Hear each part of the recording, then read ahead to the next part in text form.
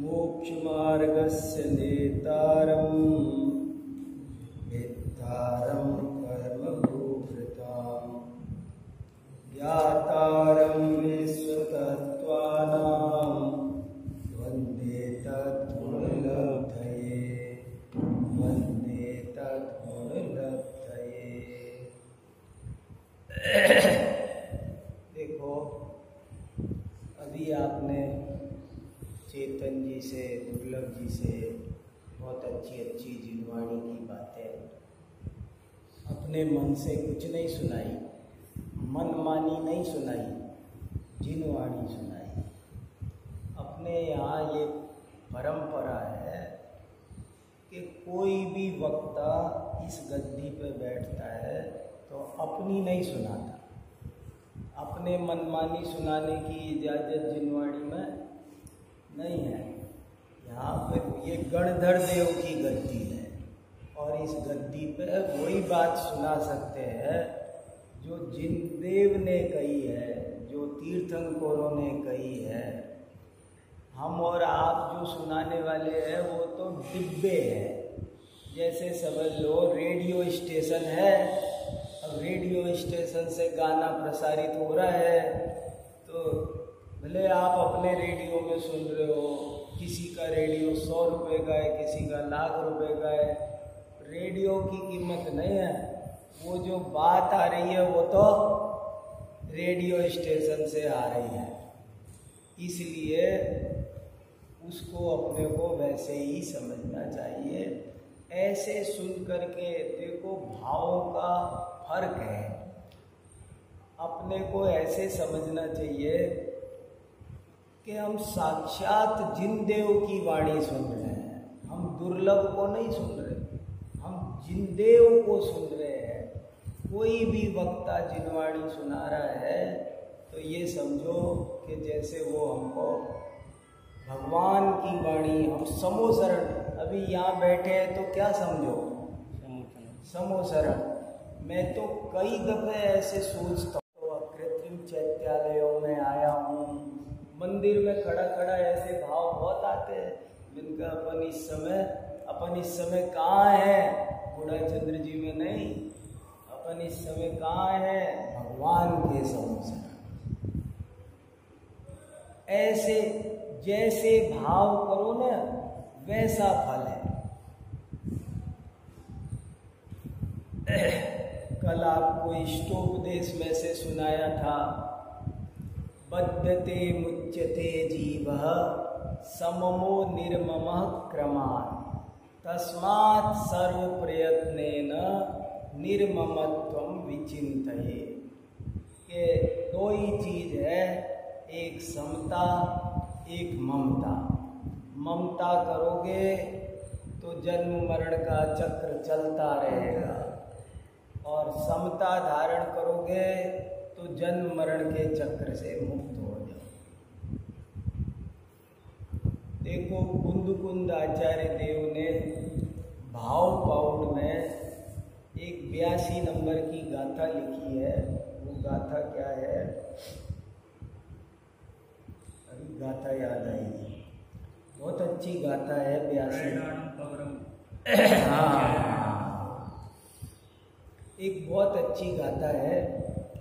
जहरयणाणं पवरं वज्रं तरुगणाणगोसीरं तह धम्माणं पवरं जिणधम्मं भावी भवमहणम्। मुझको ये गाथा बहुत ही ज़्यादा मर्म गर्भित लगती है और मेरे दिमाग में घूमती रहती है, हमेशा ही करीब करीब घूमती रहती है। और इसमें इतना भाव भरा है कि आप भी जब खुद सोचोगे ना, जब इसका मर्म समझ में आएगा। ये गाथा 2000 साल पहले कुंद आचार्य ने भाव पाउड नाम का ग्रंथ है उसमें लिखी है। भाव पाउड ग्रंथ में क्या है, पूरे ग्रंथ का विषय क्या है भाव पाउड का? उसका विषय ये है कि अपने भाव संभालो। भावों से बंध है, भावों से मोक्ष है। उन्होंने कहा कि पूरे 2 टप्पे का सार सुन लो। कौन बड़ा है, कौन छोटा है, कौन अच्छा है, कौन बुरा है, कौन सुखी होगा, कौन दुखी होगा, सबका एक उत्तर है। जिसके भाव अच्छे होंगे वो बड़ा है, जिसके भाव अच्छे हैं वो सुखी है, जिसके भाव अच्छे हैं वही सब गुण उसमें है, और जिसके भाव बुरे हैं, खेल भावों का है। चाहे कोई आदमी मंदिर में है, पर भाव की बात करो, हम बाहर से मत देखो वो कहाँ बैठा है। भाव जैसे इस बात को 150 गाथा है भाव पाउड में, सबसे ज्यादा गाथा है अष्टपाउडों में से भाव पाउड में, और उसमें ये कहा तरह तरह से सैकड़ों उदाहरण दिए। और जिंदगी में रोज देखो, ये 2 दोस्त थे, एक ने कहा कि मैं मंदिर जा रहा हूँ, एक ने कहा चल सिनेमा, बोले नहीं मैं सिनेमा, बोले चलना। दोस्त थे बहुत, ज़्यादातर जब भी फैसला होता था तो एक ही जगह का होता था, और जहाँ भी जाना हो एक ही जगह जाते थे। लेकिन उस दिन कुछ फैसला उनने ये कर लिया कि देख भाई, मेरे को तो सिनेमा जाना है और तू मंदिर जाना चाह रहा है, तो मैं तेरे को ज़बरदस्ती नहीं कर रहा, तू मंदिर जा, मैं सिनेमा देख लूँ। चले गए दोनों अपनी अपनी जगह। अब वो सिनेमा देखते देखते सोच रहा है मैं कितना पापी हूँ, मैं यहाँ आया, अरे मंदिर में जाता, पूजा करता, स्वाध्याय करता तो कितना अच्छा रहता। ये अनादि काल से 5 इंद्री के विषय सेवन किए मैं उसमें ही आ गया। वो सिनेमा में बैठते बैठते उसकी घड़ी ये चल गई, उसके भाव ये चल गए, और वो मंदिर में आ गया, प्रवचन में बैठा था और सोच रहा है प्रवचन तो रोज ही सुनते हैं, अब आज उसने कहा था तो चले जाता, वो तो मजे कर रहा होगा, बहुत बढ़िया फिल्म होगी, अब कल तो हट जाएगी, देख लेता क्या। अब वो बताओ, अब एक है यहाँ, देखो हम क्रिया से पाप बांधते 1% और 99% पाप बांधते हैं भावों से। वो बहुत बढ़िया है, एक बार भाव पाउड का स्वाध्याय करो, बहुत सरल ग्रंथ है, बहुत ही अच्छा है। देखो तरह तरह के स्वाध्याय करो, खूब स्वाध्याय करो। जो ही बात मैंने कल कही ना, वही बात है, जितना समय देव शास्त्र गुरु को दोगे वो अपना है। जो समय कल कहानी सुनाई ना, दिन कितने घंटे का, जितनी देर आपने देव शास्त्र गुरु को टाइम दिया वो अपना।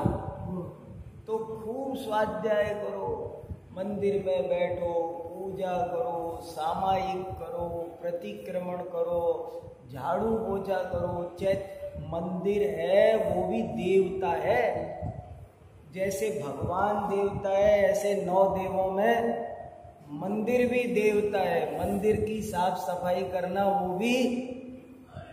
वो भी मंदिर की पूजा ही है एक तरह से, वो भी जिन देव की पूजा है। और देखो धर्म की प्रभावना खूब होती है। आप देखो गुरुद्वारे में, किसी गुरुद्वारे में चले जाओ, वहाँ पे सब लोग, सारे सिख पूरे मंदिर की खुद सफाई करते हैं। कोई आए तो खाना खिलाते हैं, दवाई देते हैं, उनके झूठे बर्तन उठाते हैं। खाना खाए तो खाना खाने बैठो तो थाली आपको नहीं उठानी है, वो थाली उठाएंगे, आपकी बर्तन मांजेंगे। और 2 आदमी है ना, आपके जूते बाहर खुल रहे हैं तो सबको पॉलिश कर दोगे, जब आप जाओगे तो पॉलिश मिलेगी। कितनी सेवा करते हैं।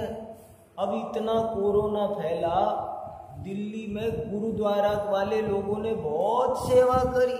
बोले हमारे गुरुद्वारा में जो आ जाएगा, कोई भी लोगों के रोजगार चले गए, गरीब मजदूर वहां पे हजारों मजदूर रोज आ जाते, बोले खाना खाओ।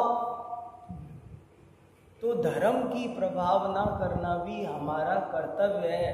हमको बड़े बूढ़ों ने इस रास्ते पर लगाया है, तो हमको भी आने वाली पीढ़ी को मैसेज देना है। तो ऐसे करके हमको जितना तो स्वाध्याय करो भाव पाउड का, मैं ये कह रहा था।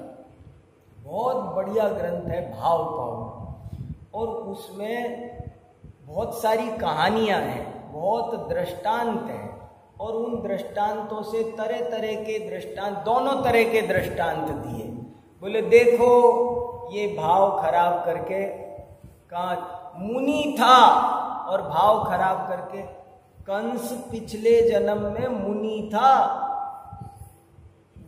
और बोले अगर ये भाव खराब नहीं करता तो इस जन्म में मोक्ष जाता। ऐसे लिखा है हरिवंश पुराण में, पढ़ो। और जरा से भाव खराब करके उसको, कहानी मालूम है ना कंस को, कंस पिछले जन्म में मुनि था और मासोपवासी मुनि, खूब उपवास करता था, तपस्या धर्म ध्यान। तो एक दफे मथुरा में आहार लेने गया, तो आहार लेने गया तो राजा ने वहाँ के श्रावकों से कहा कि अरे इतने बड़े महाराज है, और जब आते हैं नगर से तो मेरा नंबर आखिर में है, तो तुम ही पहले पड़गा लेते हो, मेरा नंबर नहीं आता, अब कल तुम मत पड़गाना। तो महाराज चलते चलते मेरे महल तक आ जाएंगे और मैं आहार दूंगा। और श्रावकों ने कहा ठीक है आप दो महाराज, अच्छी बात है। तो श्रावकों ने पड़गाया नहीं, और जब राजा को अचानक कोई काम आ गया, राजा तो राजा बहुदंडी, यहाँ फोन आ गया वहां फोन आ गया, तो राजा भी नहीं पड़गा सका।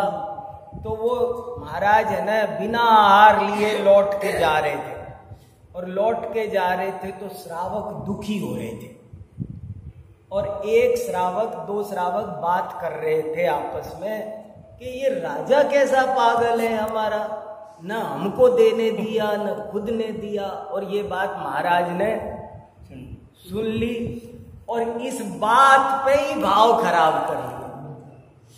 बोले अच्छा ये है ऐसी बात, ये मेरे को आहार नहीं देने दे रहा।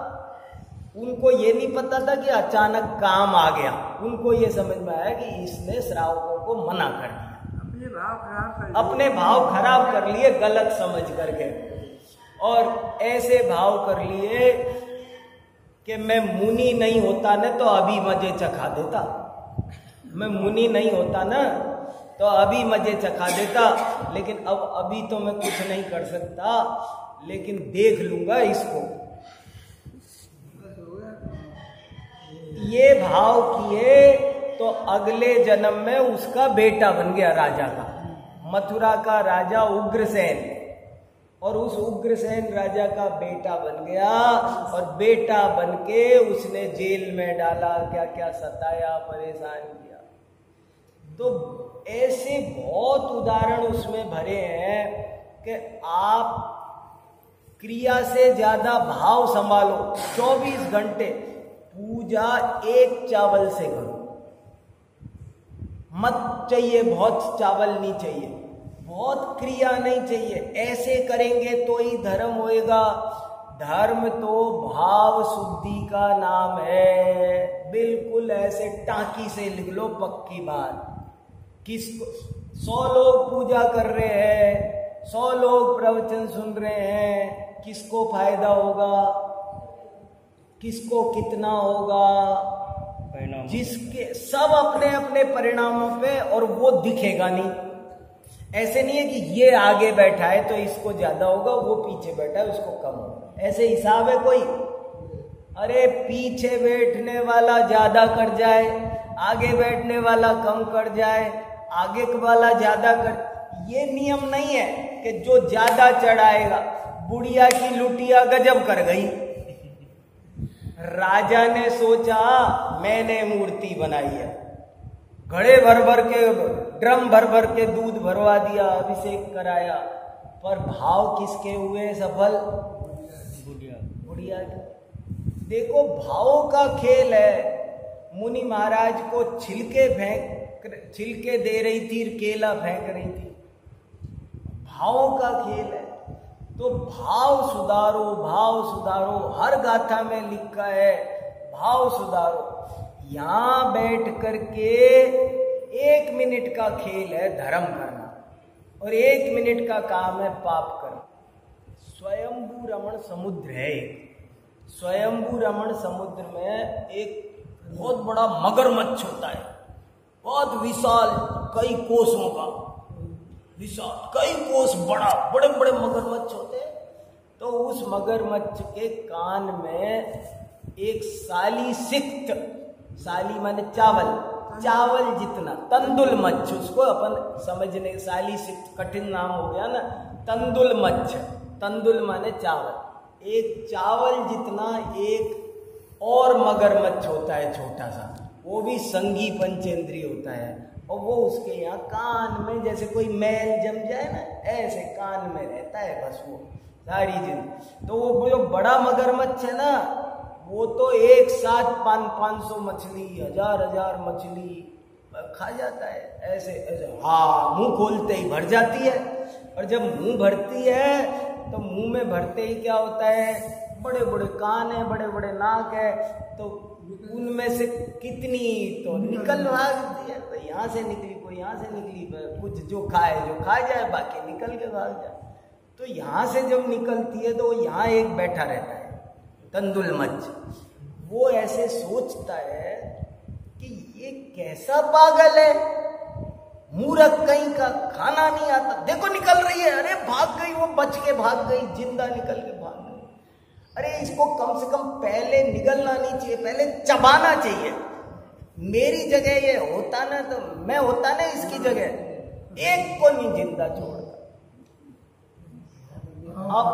अब वो खाता एक भी नहीं है सारी जिंदगी तंदुल मच्छ एक जीव की हिंसा नहीं करता है, लेकिन मर के 7वें नरक में जाता है, 7वें नरक में जाता है, 33 सागर तक 7वें नरक के दुख भोगता है। किसने उसको दुख दिए बताओ, उसने किसका बुरा किया, क्या किया बताओ, किसी का बुरा नहीं किया उसने, नहीं मतलब वही बता रहा हूं, अपना कितना बुरा, सबसे ज्यादा बुरा होता है भावों का। और भाव अच्छे हो तो बोले, ऐसे उदाहरण दिए कि देखो मेंढक, वो सेठ भाव खराब किए तो मेंढक बन गया, वही जीव भाव अच्छे किए तो समोसरण में चला गया देव बन करके। तो सब भावों का खेल है, और ये बात अपन सुनते बहुत हैं पर इसको अपने हिये में धरते नहीं है। 24 घंटे कसाई करते रहते हैं, इसका ये क्यों हो रहा है, इसका ये क्यों, दूसरे को देखते रहते हैं, ये ऐसे हो जाए, वो वैसे हो जाए, कहीं पर निंदा, कहीं ईर्ष्या, कहीं क्रोध, कहीं मान, कहीं माया, भाव खराब करते रहते हैं। तो इसमें लिखा भाव अच्छे रखो, कुछ करो ना करो, जम सक्कदितम किज्जदी,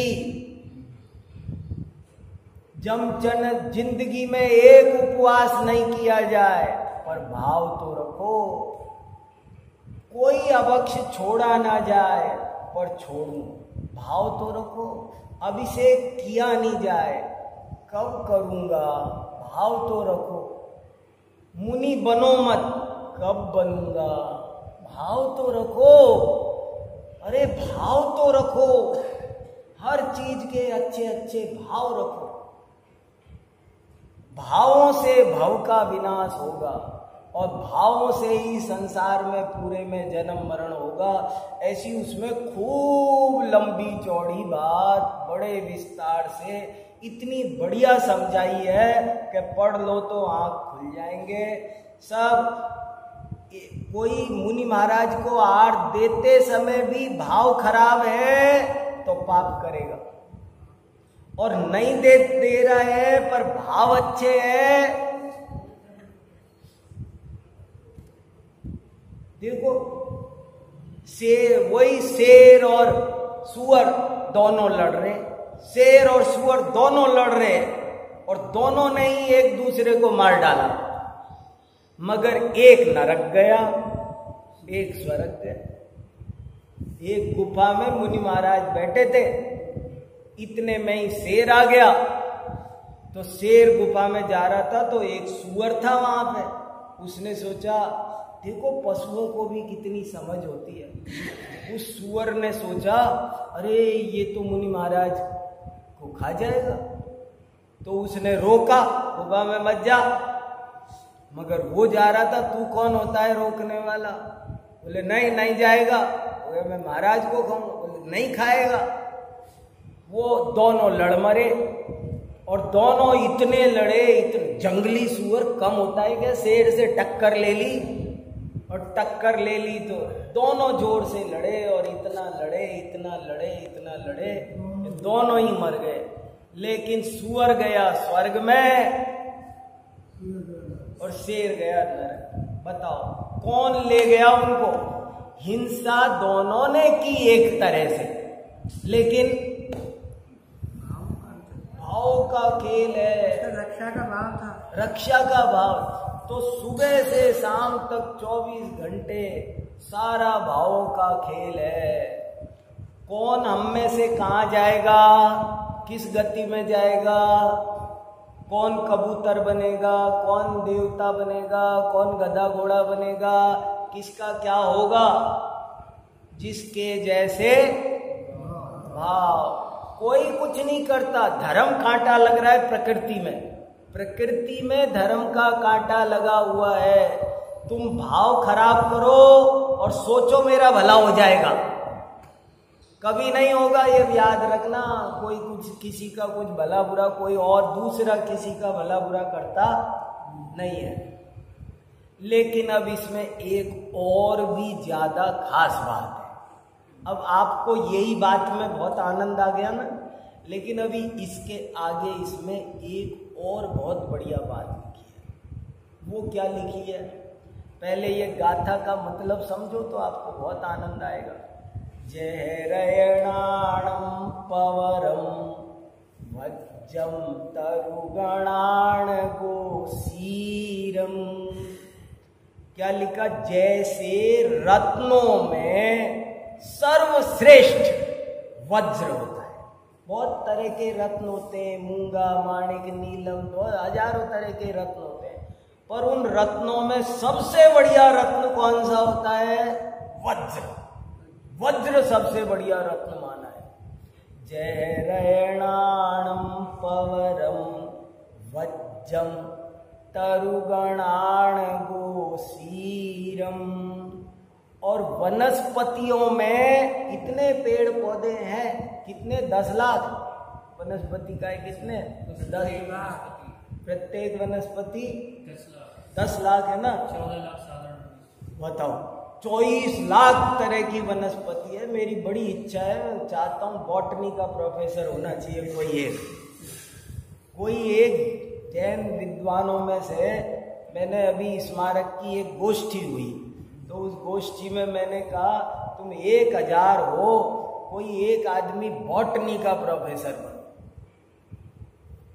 एक बायोलॉजी का बनो, एक सोशियोलॉजी का बनो, एक पॉलिटिकल साइंस का बनो। और जब जैन दर्शन के मर्म निकल के आएंगे कि ये जैन दर्शन कितना व्यापक है, हमारे आचार्यों ने 24 लाख तरह की वनस्पतियां हैं। और वनस्पतियां कैसी होती है, उनका क्या स्वभाव है, धौक के पेड़ के नीचे, किस पेड़ के नीचे सोना होता है, किस पेड़ के नीचे तांबा होता है, किस पेड़ के नीचे पेट्रोल होता है, कौन पेड़ क्या क्या, सब वर्णन है हमारे शास्त्रों में। पेड़ ये आपको BA-MA में नहीं पढ़ाएंगे, यूनिवर्सिटी नहीं पढ़ाएगी, इतना ज्ञान हमारे शास्त्रों में लिखा हुआ है पेड़ पौधों का। कौन पेड़ पौधे? कुछ पेड़ पौधे ना आदमी को खा जाते हैं, नरभक्षी होते हैं, कोई कीट भक्षी होते हैं, कोई पहचानते हैं कौन अपना है कौन पराया है। अफ्रीका में एक पेड़ है, उसको जो पाले वो नरभक्षी पेड़ है, जो पाले उसको नहीं खाता, वो उसको खाना खिलाए तो खाना खा लेगा, मगर कोई दूसरा हो चोर आ जाए तो पकड़ के खा जाएगा लपेट के। उसकी ऐसी लंबी लंबी शाखाएं हैं और वो लंबी शाखा क्या करेगा, ऐसे बात भर के पकड़ देगा।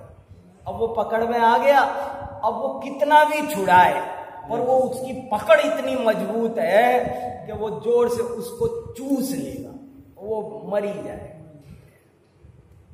ऐसे ऐसे पेड़ों के स्वभाव लिखे, शास्त्रों में लिखे। मैंने मेरी पुस्तक है भारतीय दर्शन में आत्मा परमात्मा, उसमें थोड़ा सा वर्णन लिखा है। तो कैसे कैसे वर्णन है जीवों के, सब भावों का खेल है जबरदस्त। तो इसमें लिखा कि इतने तरह सब जीव, इतनी तरह की वनस्पति है, लेकिन सर्वश्रेष्ठ वनस्पति कौन है? गोसीर चंदन। गोसीर चंदन होता है, उससे ज्यादा बढ़िया।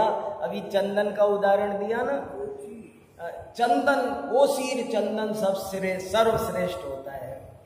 ऐसे ही बोले दुनिया में इस धरती पर लाखों करोड़ों धर्म संप्रदाय है, लेकिन उन धर्म संप्रदायों में से जैन धर्म सबसे महान संप्रदाय। क्यों? अब वो भी सुन लो। अब ये लाइन सुनने लायक है। क्यों सुनने लायक है? कोई कहेगा ये कैसी बात कर रहे हो, तुम तो बड़े संकीर्णवादी हो, सब धर्म बराबर है, ऐसे बोलना चाहिए, ऐसे क्यों कह रहे हो? जैन धर्म सबसे अच्छा है। तो बोले हमारा तर्क सुन लो, क्यों है जैन धर्म सबसे बढ़िया? तो कहा कि जैन धर्म इसलिए सबसे अच्छा है क्योंकि ये जन्म मरण का अभाव कर देता है। आपको 84 लाख योनियों से मुक्ति दिलाने का काम सिर्फ जैन धर्म करता है। आपको देखो, दूसरे धर्म भी बहुत अच्छी अच्छी बात कहते हैं। दूसरे धर्म, कोई धर्म ये नहीं कहता कि झूठ बोलो, दूसरे की माँ बहन को छेड़ो, गंदी चीज खाओ, हिंसा करो, मांस खाओ। कोई धर्म में नहीं लिखी ऐसी बात। सब धर्मों में ये लिखा है जीव दया पालो, हिंसा मत करो, मांस मत खाओ, झूठ मत बोलो। बहुत अच्छी अच्छी बात लिखी है, लेकिन इन बातों से कसाय मंद हो के तुम स्वर्ग में तो चले जाओगे, तुमको अच्छा इंसान तो बना देगी। और धर्म की बात तुमको अच्छा इंसान तो बना देगी, तुमको स्वर्ग में तो ले जाएगी, तुमको मंद कसाई तो बना देगी, तुमको अच्छा पड़ोसी तो बना देगी, तुमको अच्छा आदर्श नागरिक तो बना देगी, तुमको प्रधानमंत्री बना देगी, तुमको कोई पुरस्कार, नोबेल पुरस्कार दिला देगी कि उन्होंने देश सेवा की, पर्यावरण रक्षा की, ऐसे सब तो कर देगी। पर जन्म मरण का अभाव करके सिद्ध शिला पे वो काम और धर्म के करने की बस की। अभी कान मुक्ति श्रिय प्रणय वीक्षण, इसने चेतन ने सुनाया ना, बहुत बढ़िया, कि तुमको अगर मोक्ष में जाना है तो जैन दर्शन का ही आश्रय लेना पड़ेगा। और कोई दर्शन ऐसा नहीं है जो तुम्हें जन्म मरण का अभाव करने की कला बता सके। शुद्धोपयोग, तुम अपनी आत्मा को जानो, आत्मा को मानो, आत्मा में जमो, आत्मा में रमो। ये अंदर से मिथ्यात्व को निकाल दे, मिथ्यात्व का अभाव करने की, कसाय मंद करने की कला सब सिखाते हैं। जैसे कई तरह की, जैसे 2 तरह की दवाई होती है। एक तो होती है दर्द की दवा, एक होती है मर्ज की दवा। 2 तरह की दवाई होती है मेडिकल स्टोर में, एक दर्द की दवा, एक मर्ज की दवा। मान लो मेरे यहाँ गर्दन में बहुत दर्द हो रहा है, तो एक तो ऐसी दवा है कि वो कहेगा ब्रूफिन खा लो। अब ब्रूफिन खाने से क्या होगा? आज आराम रहेगा, पर जब तक उसका 6 घंटे 12 घंटे जो असर रहेगा दवाई का, जब तक तो ठीक हो। बाद में फिर दर्द हो जाएगा, दोबारा जाओगे तो डॉक्टर कहेगा कि एक ब्रूफिन फिर खा लो। तो अब ये दवाई खा खा के जिंदगी निकाल लो। तो इसका नाम है, ये दवाई दर्द की दवा है, मर्ज की दवा नहीं है। मर्ज की दवा उसको कहते हैं जो उस रोग को जड़ से खत्म करे। तो और धर्म दर्द की दवा तो दे देते हैं, पर जैन धर्म वो मर्ज की दवा। ये आयुर्वेद वाले कहते हैं ना कि भाई देखो तुमको जुकाम हो गया, एलोपैथी में जाओगे वो दवा देंगे, बुखार हुआ दवा। आयुर्वेद वाले कहते हैं हमारे पास आओगे तो हम 2 दिन में बुखार नहीं उतारेंगे, हम 10 दिन में उतारेंगे, फिर लेकिन जड़ से उतार देंगे। ऐसे ही जैन धर्म है, ये भावों का धर्म है। और भाव कैसे ठीक होंगे? भाव ऊपर ऊपर से ठीक नहीं होंगे, अंदर से जब मिथ्यात्व जाएगा, जब अंदर से ये समझ में आएगा कि 3 लोक में कोई पदार्थ भला बुरा नहीं है। अभी तो क्या है, अभी तो अपन भाव क्यों नहीं बुरे कर रहे कि अगर मैं भाव बुरा करूंगा तो नरक जाना पड़ेगा। भाई नरक के डर से तुम भाव खराब नहीं कर रहे, तुम भाव अच्छे, अपन को स्वर्ग में मिले, स्वर्ग मिले, तो स्वर्ग की इच्छा से भाव अच्छे कर रहे हो। ये कोई अच्छा है, ये बढ़िया तरीका नहीं है। जब अपने आप हो, अंदर से हो, सहज हो, और वो काम जैन धर्म करेगा। क्योंकि जैन धर्म ये बताएगा कि 3 लोक में जितने भी पदार्थ है, कोई भी इष्ट नहीं है, कोई भी अनिष्ट नहीं है। ऐसी बहुत अच्छी बात है, बहुत बढ़िया बात है। देखो भैया क्या कहे, अंत में फिर से यही बात है। देखो अपन कहाँ कहाँ से निकल के आए, 84 लाख योनियों में कहाँ थे, नालियों में कीड़े की तरह बिलबिलाते थे। आज कोई 2 शब्द कहे तो अपन धर्म से दूर हो जाते हैं। अरे जाने अपन को कितने लोगों ने क्या क्या, कभी अपन कुत्ते बने, कितने लोगों ने अपने को तो डांटा, मारा, लाठी डाली, फेंका, सब किया, और फिर भी उन्हीं के आगे दुम मिलाते हैं। रोटी खाई ना, क्या क्या क्या क्या क्या क्या क्या दुनिया में कितने अपमान सहन किए, क्या क्या नहीं किया। अब छोटी छोटी बात दिमाग पर रखो मत, अपने भाव अच्छे करो, खूब स्वाध्याय करो। मैं ये नहीं कह रहा कि व्यापार मत करो, आजीविका करो, पर भाव के साथ करो। कुछ बैलेंस तो बनाओ। 24 घंटे में कुछ हिसाब तो, टाइम टेबल तो बनाओ कि 24 घंटे में कितना टाइम अपने को दुनियादारी को देना, कितना टाइम धर्म ध्यान को देना चाहिए, बहुत ज़रूरी है। खूब स्वाद।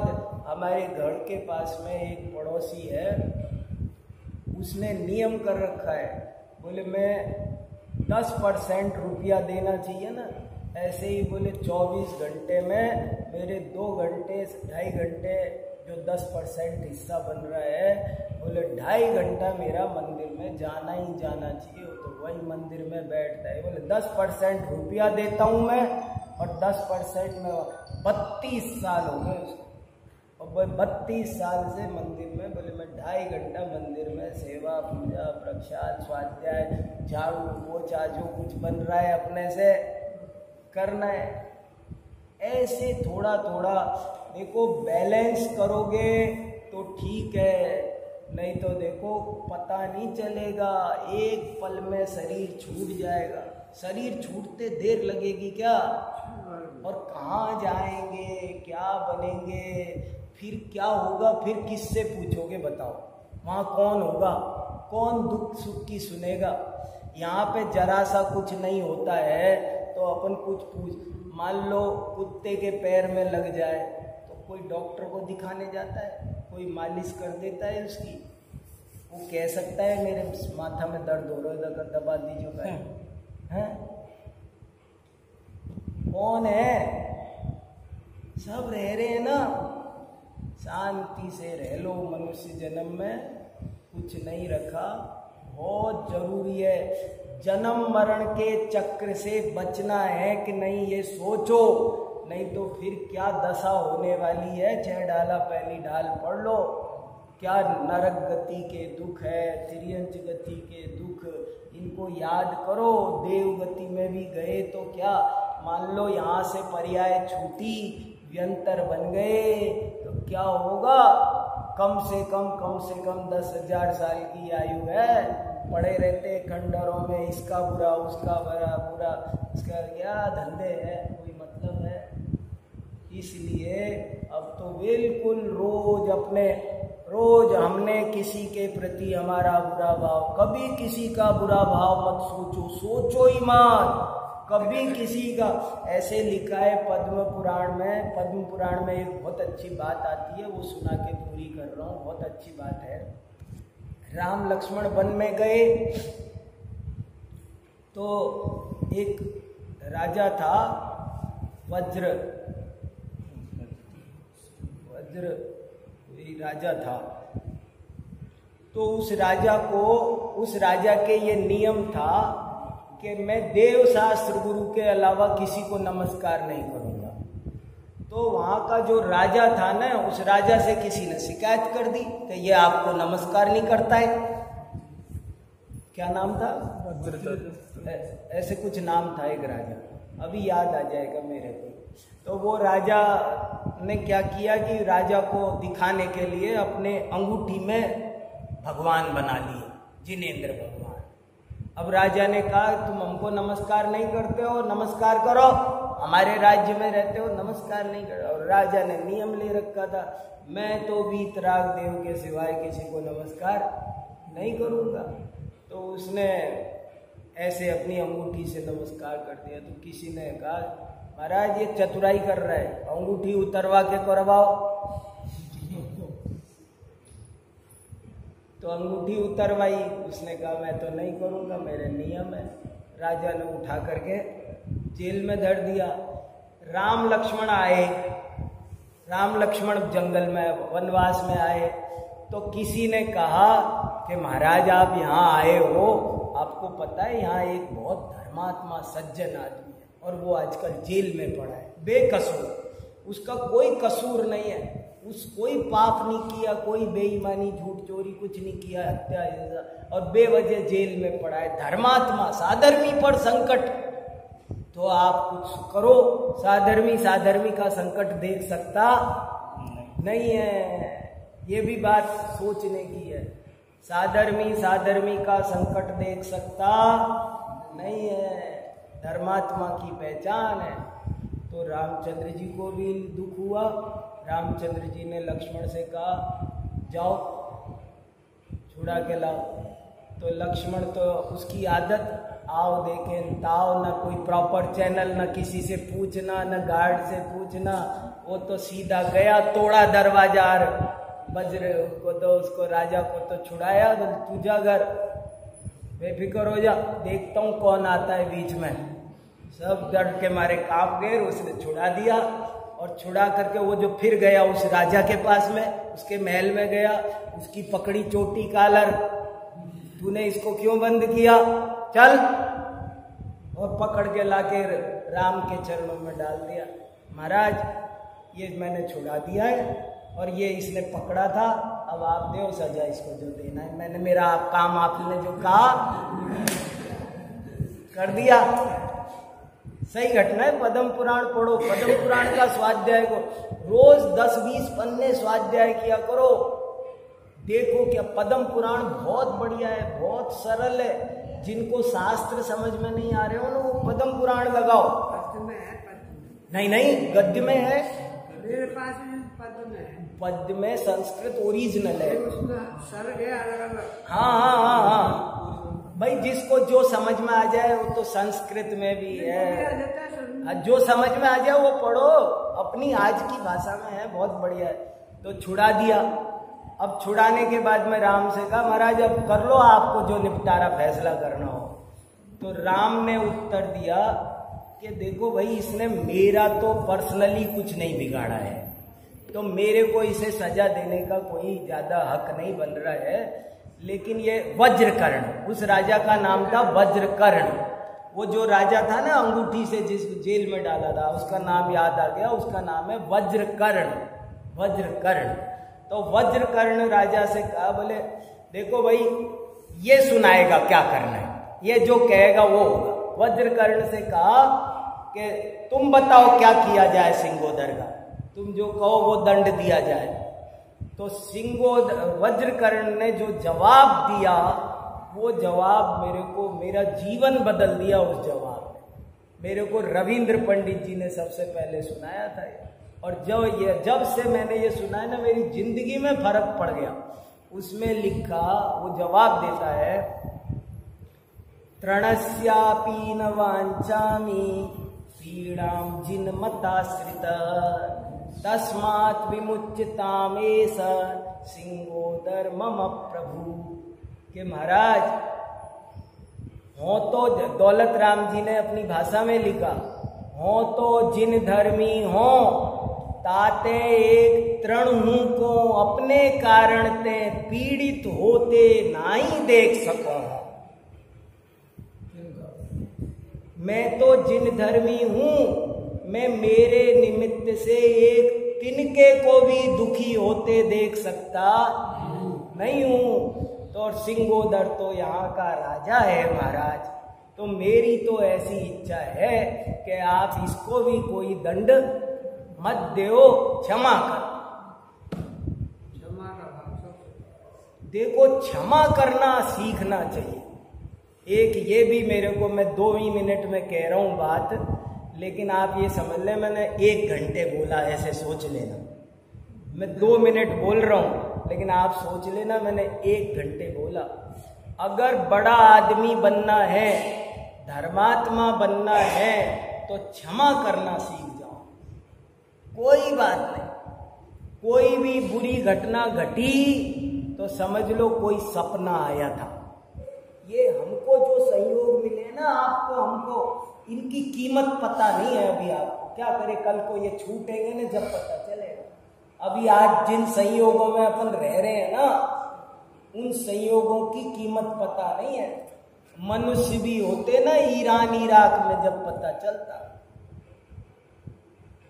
ब्लेच होते जब पता चलता, कहाँ क्या क्या क्या क्या कितने कितने दुख है। कहीं पे पीने का पानी नहीं है, कहीं पे राजा के तरह तरह के चीन में पैदा हो जाते जब पता चलता, कोरिया में पैदा होते, साउथ कोरिया में जब पता चलता क्या कर रहे हो। सबको सेना में जाना है, उठा उठा के काट काट के फेंक रहे, नहीं जा रहे गोली मार। जिनको कोरोना हो गया सबको गोली मार दी, जिंदा नहीं रहने दिया उसने। साउथ कोरिया में जिसको कोरोना हो गया उसको वहां के राजा ने गोली मार दी। पता चलता था कि इसको कोरोना, उसको बोले जिसको कोरोना हुआ है ना उसका इलाज नहीं करो, उसको गोली मारो।